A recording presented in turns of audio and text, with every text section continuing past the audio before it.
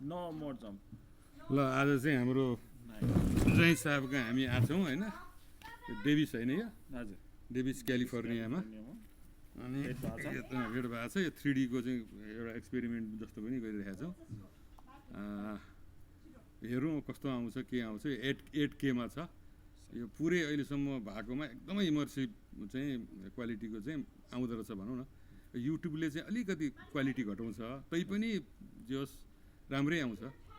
मैले 2-4वटा भिडियो चाहिँ युट्युबमा हाले पनि छु मेरो चाहिँ कोसिस के हुन्छ भने म नेपाल जाँदैछु नेपाल जाँदा चाहिँ कमसेकम मेरै आफ्नो चाहिँ एउटा सोखले कारणले गर्दा पनि होइन विदेशमा बसेका मान्छेहरूले नेपालको बारेमा यस्तो इमर्सिभ भिडियोहरू हेर्न पायो भने उनीहरू पनि पक्कै पनि इन्ट्रेस्टेड हुन्छन् होला यो वास्तवमा सरकारले गर्नुपर्ने चिज हो होइन अब थालनी मै गरिदिउँ होइन इन्ट्रेस्ट मेरो पैसा मेरो भए पनि केही न केही योगदान त होला नि देशलाई होइन म त्यसै पनि गरिहाल्थेँ यो अनि त्यसले गर्दाखेरि हजुरले केही भनिदिउँ न केही मैले सिकिरहेको छु भिनाजुसँग यो कुराबाट चाहिँ म एकदमै इम्प्रेस्ड भएँ यस्तो कुराहरूले धेरै कुरा गर्न सकिन्छ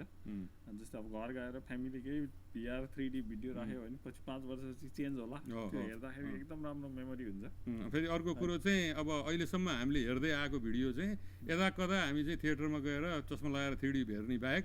प्रायः चाहिँ हामी गर्दैन थियौँ र यसमा चाहिँ फरक चाहिँ के हो भनेदेखि त्यो मान्छे यदि बितेरै गयो भने पनि तपाईँले एकैछिनको लागि भए पनि ऊ चाहिँ जीवितै भएको जस्तो फिलिङ गर्नुहुन्छ क्या त्यति इमर्सिभ भिडियोहरू हामीले हेर्न पाउने चाहिँ टेक्नोलोजी हामीमा भएको हुनाले वाइ नट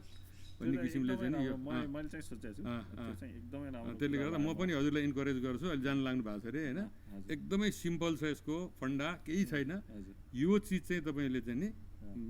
खिचेर ल्याउनु भयो भनेदेखि सजिलो छ अब डाइरेक्ट युट्युबमा अपलोड हुन्छ हजुर यहाँबाट फेरि अहिले तुरुन्तै अहिले त्यो VR हुने हो भने अहिले तुरुन्तै हेर्न सकिन्थ्यो होइन त्यही भएको हुनाले अब यो हुँदैछ है त ल धन्यवाद थ्याङ्क यू